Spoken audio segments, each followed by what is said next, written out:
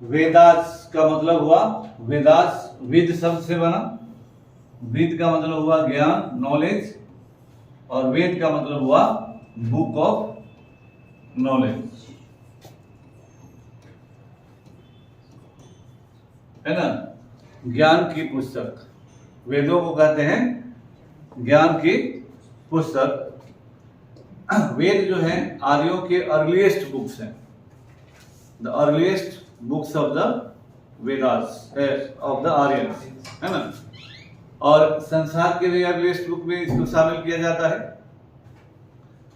फिर आपकी किताब में जो है उसी के साथ साथ आपको हम बताते चलेंगे। वेद 4 हैं, ऋग्वेद, सामवेद, यजुर्वेद और अथर्ववेद। ऋग्वेद है, सामवेद, यजुर्वेद और Atharvaveda. The oldest Vedas is the Rig Veda, composed about 3500 years ago इसके अनुसार। और ऐसे मतलब हुआ कि 1500 BC इसका, आज 2000 AD है, तो 2000 प्लस 1500 यानी 3500 साल पहले वेदों की रचना मानी जाती है ना। वेद जो है उसमें थाउजेंड्स ऑफ हिम्स हैं। इनको सूक्त कहा जाता है। सूक्त का मतलब होता है अच्छे वचन, वेल सेड, है ना। सूक्त का मतलब हुआ अच्छे वचन, सुवचन, well said. The hymns are in praise of various gods and goddesses. 3 gods are especially important: Agni, the god of fire; Indra, a warrior god; and Som, a plant from which a special drink was prepared. These hymns were composed by sages, rishis, priests, taught students to recite and memorize each syllable, word and sentence bit by bit with great care. Most of the hymns were composed, taught and learned by men. A few were composed by women. The Rig Veda is in old or Vedic Sanskrit, which is different from the Sanskrit you learn in school these days. लेकिन इन सब का क्या मतलब है उसको हम आपको बता देते हैं। जैसे ऋग्वेद या वेद जो है वो कहलाते हैं श्रुति ग्रंथ। वेदों को कहा जाता है श्रुति ग्रंथ, यानी सुनकर एक पीढ़ी से दूसरी पीढ़ी ट्रांसफर हुआ। At that time you did not have any paper two right it down, है ना। तो उस समय कागज कुछ भी नहीं था जिस पर कि आप लिखते और पढ़ते, और टीचर आपको सुनाएंगे ऋचाओं को और आपको याद करना है, रट्टा मारना है, मेमोराइज करना है, जिसको रट कर याद करना बोलते हैं। तो उस जमाने में तरीका होता था कि हाँ आज हम 4 गो ऋचा को एकदम रट्टा मार लेंगे। तो गुरुजी सुनाए और आप लोग रट्टा मारे, और इसी तरह से आप रट्टा मार लिए और फिर आप कहीं पढ़ाने गए तो आप रट्टा मरवा रहे हैं। This way the knowledge of the Vedas were transferred from one generation to the next generation, है ना। अब इसमें हो सकता है कि आप कहीं गए, 2-4 वर्ष लोग भुला गए तो अपना नया उसमें जोड़ दिए। इसी तरह से कभी आपको लगा कि गुरुजी जो है अमुक बात पर बोलबे नहीं किए तो आप उसमें 2-4 को जोड़ दिए। तो इसीलिए वेद जो है उसकी 100 परंपराओं से अधिक है, यानी जो जहां गया उसकी एक परंपरा हो गई।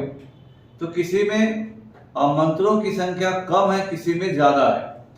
सूक्त की संख्या ऋग्वेद में तो सेम है, 1028 है, लेकिन मंत्रों की संख्या 10,562 है, कहीं और भी है ना। यह इसलिए है कि जो हमने कहा वही तरीका हुआ कि कोई लोग गया कुछ भूल गया तो घट जाएगा, किसी ने कुछ ऐड कर दिया तो बढ़ जाएगा। और कोई वैसा ओरिजिनल किताब नहीं था जिससे हम क्रॉस चेक कर लेके जरा मिला लेते हैं कि किसमें क्या कमी है या कौन आदमी क्या कर दिए। तो दो things were not material at that time. Basically जो मूल ध्येय है वह एक पीढ़ी से दूसरी पीढ़ी गया। अब देखिए जैसे इसमें अभी है, बाद में जब आप पढ़ेंगे तो ऋषि जो है इनको मंत्र दृष्टा कहा गया है।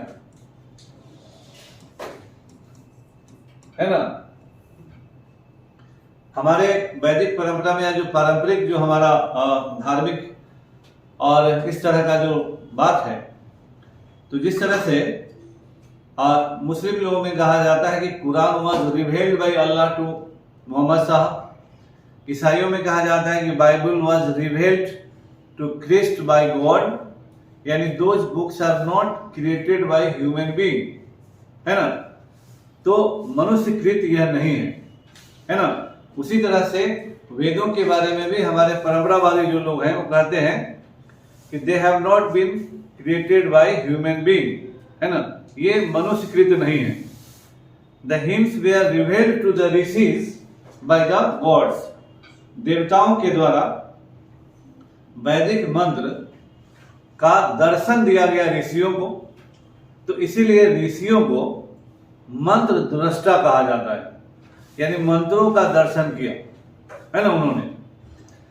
तो ऋग्वेद या वैदिक ग्रंथों को हम लोग भी डिवाइन रिवलेशन मानते हैं, और जैसे मुस्लिम लोग मानते हैं कुरान को, ईसाई लोग मानते हैं बाइबल को, वैसे ही एक परंपरा है कुछ लोगों का जो मानते हैं कि वेद भी डिवाइन क्रिएशन है, ये ह्यूमन क्रिएशन नहीं है। तो इसीलिए वो लोग ऋषियों को मंत्र दृष्टा बोलते हैं, नॉट क्रिएटर, है ना। इसी तरह से जो ऋग्वेद है उसमें उसमें कुल मिला के 10 मंडल है। मंडलों की संख्या उनकी 10 है, चैप्टर में 10 है, इसमें 1028 सूक्त है, ठीक है ना। इन सूक्तों में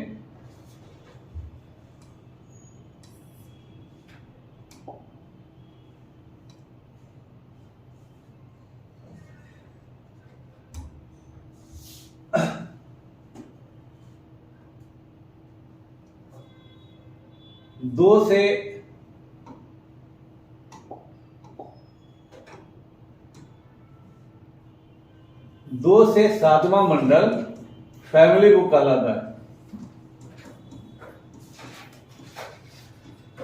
इसको परिवार मंडल बोला जाता है, फैमिली बुक 2 से 7वां मंडल को, क्योंकि इन मंडलों के सूक्तों की रचना एक विशेष ऋषि परिवार के द्वारा हुई है।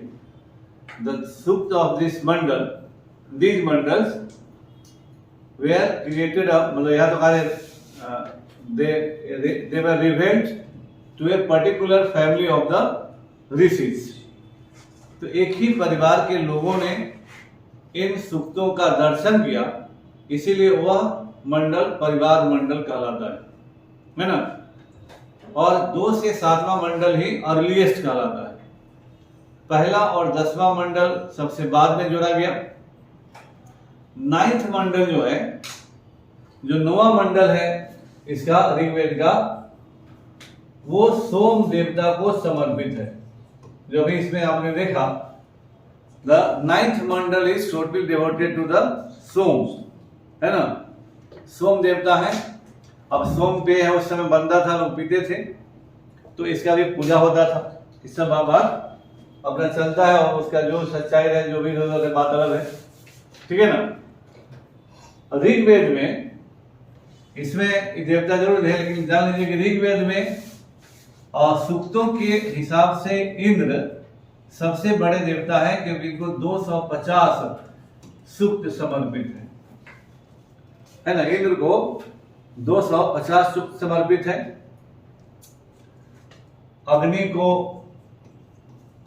200, वरुण को 150,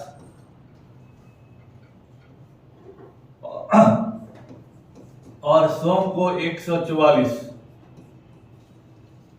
है ना। तो प्रार्थना की जो बात है उसमें सबसे ज्यादा बार प्रार्थना इंद्र को है। इंद्र ऋग्वेद में उस भूमिका में नहीं है जो आज आप देखते हैं। इंद्र वॉरियर गॉड है, he is a leader in war.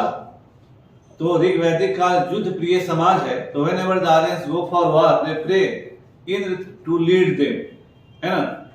तो राजा के सारे गुण इंद्र में है, और इंद्र को उस समय इंद्र नहीं बल्कि इनको पुरंदर कहा जाता है, पुरों को तोड़ने वाला, डिस्ट्रॉयर ऑफ फोर्ट्स, है ना। और माघवन इनको कहा गया है बाउंटियस, माघवन यानी बाउंटियस, उदार बना, यानी जो लिबरल तरीके से अपने समर्थकों को दान दे, डिस्ट्रीब्यूट करे, तो माघवन कहा गया है। इसके अलावा तीसरा इनका नाम है वृत्रहंता, वृत्र, तो ये 3 नाम है इनका, पुरंदर, माघवन और वृत्रहंता, वृत्र नामक राक्षस को मारने वाले। और इसी से इनका जो आधुनिक अर्थ है वो निकला है। उस कथा के अनुसार कहा जाता है कि वृत्र ने मेघ को, वर्षा को रोक लिया था, पानी को रोक लिया था। आर्यों को परेशानी हो रही थी पानी के लिए, सभी लोग इंद्र के पास गए कि ये हम लोगों का पानी रोक लिया है। तो इंद्र ने अपना वज्र चलाया और वज्र के द्वारा वृत्र की हत्या की एंड रिलीज द वाटर। तो जो बिजली ठनका ठनकता है उसी को कहा जाता है कि इंद्र ने अपना वज्र चलाया और बारिश हुई। जब ठनका ठनकता है, बिजली चमकती है तो बारिश होती है। That is identical in the Vedas, in the religious tradition it is said that the Indra use the, अपना वो जो शस्त्र चलाया और उसके द्वारा उन्होंने वृत्र की हत्या की और ही रिलीज वाटर और बारिश हो गई। तो आज के जमाने में वही गुण उनका आइडेंटिफाइड होता है। लेकिन ऋग्वेद के सबसे पावरफुल गॉड है इंद्र, और जो राजा का जितना विशेषता होता है those have been attached to Indra. तो मेनली उनका नाम पुरंदर, माघवन और वृत्रहान है। अग्नि जो है ये सबसे डायनेमिक देवता है। इनको अग्नि देवता के रूप में भी माना गया, उनका पर्सनिफिकेशन भी है, और अग्नि साधारण अग्नि के रूप में भी आप जानते हैं। लेकिन हर जगह इनका वैल्यू है। ऐसा माना जाता है कि जब आर्य प्रसार कर रहे थे नॉर्थ इंडिया में, तो अग्नि की सहायता से उन्होंने जंगल को साफ किया। अग्नि को प्यूरिफाइंग माना जाता है, और जब आप यज्ञ करते हैं तो जो अग्नि वेदी बनता है तो उसे अग्नि का मुंह कहा जाता है। ऐसा माना जाता है कि जब आप अर्घ देते हैं, तो कोई भी मनुष्य जब अर्घ देता है, जैसे हम बोलते हैं ओम विष्णुवाय स्वाहा, तो यू आर पुटिंग द अर्घ इन द फायर अल्टर, आप अग्नि कुंड में डालते हैं। तो यह इट इज एज्यूम्ड, यह माना जाता है कि अग्नि के मुंह में अर्घ गया। और आप देखते हैं कि जब पंडित जी पूजा करवाते हैं तो आपसे पूरा एड्रेस जान लेते हैं कि भारतवर्ष से बिहार राज्य, पाटलिपुत्रा शहर है, बोरिंग रोड है, अमुक गोत्र, आपका नाम पूछाएगा, आपके बाबू का नाम, आपके बाबा का नाम, है ना। तो पूरा फुल एड्रेस भगवान को भेज दिया गया कि this is the address of the person who is performing the यज्ञ। अब अर्घ डालाया तो अग्नि जी जाके भगवान को बोले, जिसके नाम से भी आप डाले कि देखिए भारतवर्ष से यहाँ पर खंडे या आदमी ने आपके लिए अर्घ दिया है और उसका चार्टर ऑफ डिमांड यही है। अब भगवान आपको चार्टर ऑफ डिमांड के अनुसार जो फल आपको दे दे। तो इट इज एज्यूम्ड। आज भी यज्ञ करवा पूजा होता है तो आप देखिएगा कि इतना जरूर पंडित जी पूछते हैं, कहते हैं कि भारतवर्ष से बिहार राज्य, पटना या जो भी जिस जिला में आप रहिएगा, गांव घर सब, और बाबूजी फुल एड्रेस दिया जाता है ना। तो आप जब पूजा करते हैं, we have a definite objective why you are worshipping और why you are performing the yagya, कि हमको ये हो जाए, हमको वो हो जाए। तो चार्टर ऑफ डिमांड बना के रखते हैं ना, लोग कहते हैं कि हाँ भगवान से मांग लीजिए जो मांगना है। तो ये एज्यूम किया जाता है। इसलिए अग्नि देवता का उस समय भी वैल्यू है, आज भी वैल्यू है। आज भी किसी जगह आप जाते हैं तो सुबह धूप अगरबत्ती दिखाते हैं, है ना। कुछ करना होता है, नया घर लेते हैं, उसमें यज्ञ करते हैं, धुआं सब जगह घुमाते हैं। रोड पर का धुआं आपको लगेगा तो कहीं गाली दे, कौन सी धुआं कर दिए, और यज्ञ का धुआं लगा तो पूरा शरीर में लगेगा, शुद्ध हो जाएगा हमारा शरीर, है ना। तो this is the natural belief system in the Hindu mythology and religion. हालांकि अग्नि की पूजा ईरान में भी जो पारसी लोग हैं उनमें भी बहुत ज्यादा होता है। है ना। वरुण जो है सबसे पावरफुल देवता है। वरुण को कम सुप्त समर्पित जरूर है, लेकिन वरुण गॉड ऑफ मोरालिटी, नैतिकता के देवता है। कहा गया है कि संसार में कुछ भी होगा वह वरुण की नजर से नहीं छुप सकता है। Even if two person are talking, Varuna की नजर उस पर है।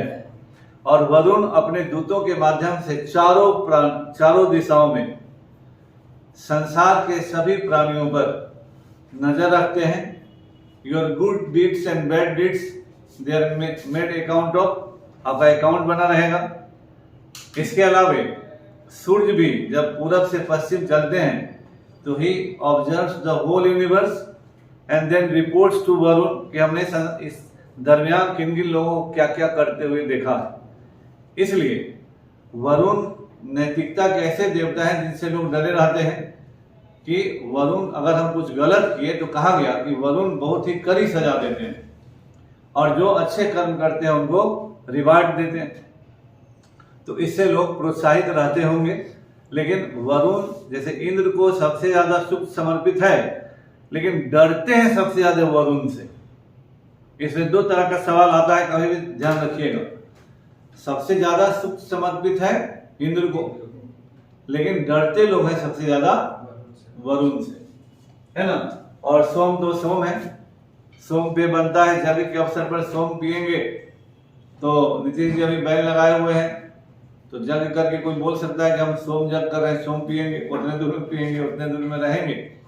तो यह हिंदू परंपरा है, समझ गए। तो और ऋग्वेद को अगर डिफाइन करते हैं तो एक लाइन में होता है, Rigveda is the book of prayers. Rigveda प्रार्थना की पुस्तक है। जहां तक सामवेद है, सामवेद उसमें ज्यादा डुप्लीकेसी है। It has been imitation of Rigveda. Maximum hymns have been taken from the Rigveda, लेकिन सामवेद गेय रूप में प्रस्तुत भारत का पहला किताब है। इसीलिए सिंगिंग, गीत और संगीत का अर्लीस्ट बुक सामवेद को कहा जाता है। इसको ब्राह्मण लोग गा कर सुनाते थे।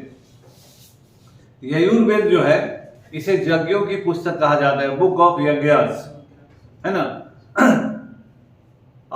यजुर्वेद में जितने भी खंड हैं, जितने भी अध्याय हैं, 40 अध्याय हैं इस किताब में, और 40 का 40 अध्याय किसी न किसी यज्ञ से जुड़े हुए हैं। जो अथर्ववेद है वो चौथा वेद है। अथर्ववेद में नॉन आर्यन एलिमेंट शामिल है। अथर्ववेद में कल्याणकारी और अकल्याणकारी, श्राप वाला भी है, कल्याण करता जाओ तुम्हारा कल्याण हो, जाओ तुम्हारा नाश हो, दोनों टाइप का है। इसीलिए जब वेद त्रय शब्द आता है, देयर इज ए वर्ड वेद त्रय, है ना, वेद त्रय। तो इसमें ऋग्वेद है, सामवेद है, यजुर्वेद है, अथर्ववेद नहीं है ना। वेद त्रय का मतलब हुआ Rigveda, Samaveda, Yajurveda. Atharvaveda is not included in the three Vedas because Atharvaved has so many non-Aryan elements. It was composed when the Aryans were in UP and Bihar. They were assimilating the non-Aryans into Aryan fold. Therefore, so many norms, rituals, traditions, custom and traditions of the non-Aryan were assimilated into the Aryan fold, है ना। इसी समय शूद्रों की संख्या आर्यन समाज में बढ़ जाती है, क्योंकि जो भी नॉन आर्यन फोल्ड में लाए गए, तो जो पूजा पाठ करने वाले थे उनको ब्राह्मणों ने पुरोहित वर्ग में रखा, क्योंकि इस समय 16+ तरह के पुरोहित ब्राह्मण बनते हैं, है ना। लेकिन शेष लोगों को उन लोगों ने शूद्र बना दिया, ब्राह्मण नहीं बनाया, क्षत्रिय नहीं बनाया, शूद्र बनाया, है ना। तो इस पीरियड में उन लोगों की संख्या बढ़ गई। शूद्र इस सिस्टम में अछूत अनटचेबल नहीं है, आज भी नहीं है। जो शूद्र कैटेगरी में थे दे वर नॉट अनटचेबल। बात समझ गए? तो इसीलिए अथर्ववेद में उन लोगों की भी परंपराएं शामिल है, इसीलिए अथर्ववेद प्योर आर्यन ग्रंथ नहीं है। ठीक है? तो वेद लिखे गए, तो क्रम जो है वेद 4 हुए, सभी वेदों के ब्राह्मण ग्रंथ हैं, ब्राह्मण जाति ने एक ग्रंथ है।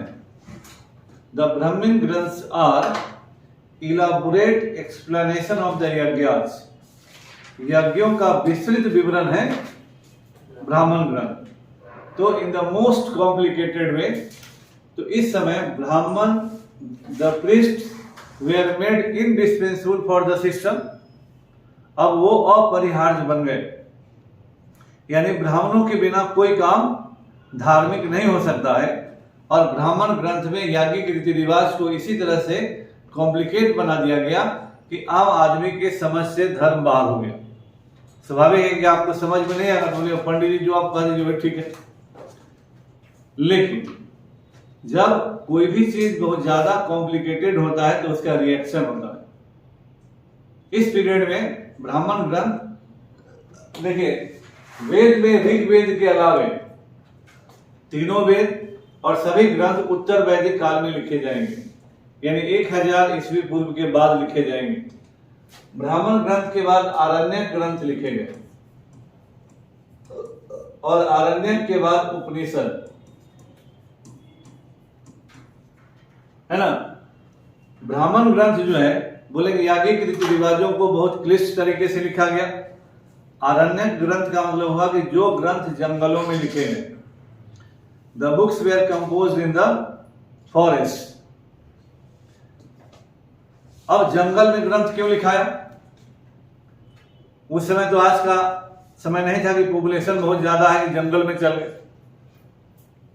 तो आरण्यक में it is deviation from the Brahmanical tradition of yajna and bali. अब लोग ज्ञान की बात करने लगे, यानी यज्ञ और बलि से समाज अब धीरे धीरे उगता रहा था, है ना। It was moving away from the yagya and bali, क्योंकि यज्ञ और बलि was draining out the wealth of common people and everybody. धीरे धीरे लोगों को लगा कि यज्ञ अब हमारे लिए ठीक नहीं है, या उसके खर्चे को बियर करना सबके बस की बात नहीं थी। इसलिए धीरे धीरे मने मने लोग यज्ञ का विरोध करने लगे। लेकिन जिस चीज का बहुत स्ट्रॉन्ग प्रेजेंस होता है उसका खुलेआम विरोध करना बड़ा मुश्किल होता है। तो डर के मारे लोग जंगल में जाके ग्रंथ लिखे, बोले कि there is an alternative to yajna and bali. तो आरण्यक से ब्राह्मणिकल सिस्टम के विरोध की शुरुआत हो जाती है ना। उपनिषद का मतलब होता है गुरु के समीप बैठकर गूढ़ विषयों पर विचार विमर्श करना, sitting near guru and discussing the complex issues. Upanishad आर्यों के प्रथम दार्शनिक ग्रंथ हैं, है ना। Upanishad are the first philosophical books of the Aryans. दार्शनिक ग्रंथ का क्या मतलब होता है? दार्शनिक ग्रंथ का मतलब होता है to discuss life beyond death, यानी मृत्यु के बाद जीवन की कल्पना। आत्मा क्या है, परमात्मा क्या है, जन्म क्या है, पुनर्जन्म क्या है, स्वर्ग क्या है, नरक क्या है, वगैरह वगैरह, जिसे आपने नहीं देखा है ना, नहीं देख सकते हैं ना देखा है। That is philosophy, that is life beyond death. मृत्यु के बाद संसार में क्या होता है, जीवन में क्या होता है, ये समझ से बाहर का चीज होता है। यू गो ऑन इमेजिनिंग कि हाँ मरे तो ये हुआ, मरे तो वो हुआ। लेकिन फिलॉसफी तब आता है जब पेट भर जाता है ना। कोई आदमी नहीं कहता है कि हाँ मुंह में पेट में दाना नहीं, फिलॉसफी जा रहे हो।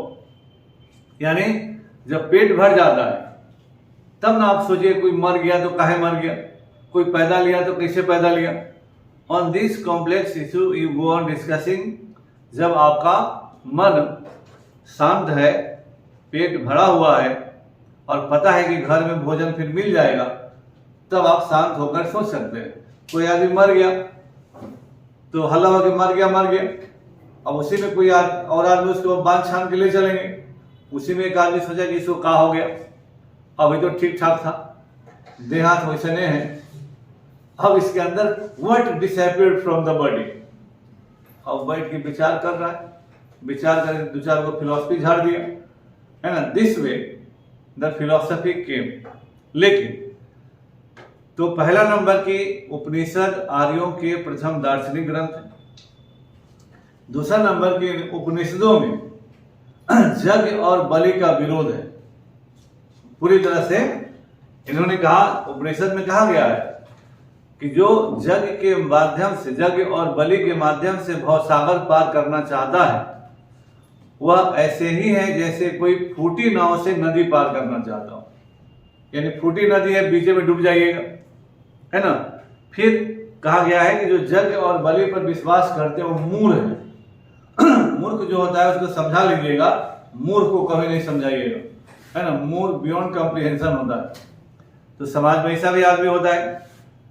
तो यानी उपनिषदों में ब्राह्मणों के द्वारा ही ब्राह्मण धर्म की कमियों की तरफ ब्राह्मण लोगों का ध्यान आकृष्ट किया गया। लेकिन जब आपको बेवजह फायदा हो रहा है तो कई बार, जैसे जो घूसखोर होता है उसको लोग मना करता भी है तो सोचे कि एक बार और ले लेते हैं, एक बार और ले लेते हैं, इसी में धरा जाता है, या उसको लगता है कि हम धराई पे नहीं करेंगे। The same thing happened in that period. Upanishad want the Brahmins to change their ways, they did not. और इसी कारण है कि बौद्ध और जैन धर्म आया, कुल मिला के 62 संप्रदाय आए 6ठी शताब्दी में, और उन लोगों ने ब्राह्मण धर्म का ध्वज उगा दिया। तो जब आप नहीं सुधरिएगा तो आदमी थेथर होता है, समाज भी कभी कभी बहुत थेथर टाइप का चीज होता है। जब उसको कहिएगा कि सुधर जाओ, ये बात गलत है, बोले तोड़े समझ में आता है, हम सबसे बड़ा विद्वान है। और वही इस माने गलत आदमी को चुन लिया, उस समय बोले ना ये तो देश से सुधार देगा, इसके जैसा तो आदमी नहीं। 5 साल के बोला कि जा गलती हो गया, है ना, तो खाओ और जूता खाओ। ये आदत हमेशा से रहा है। इसीलिए जब ब्राह्मण धर्म को उपनिषदों ने चेतावनी दिया तो ब्राह्मण धर्म नहीं सुधरा। आज जब नहीं सुधरिएगा तो लोग सुधारिए देगा।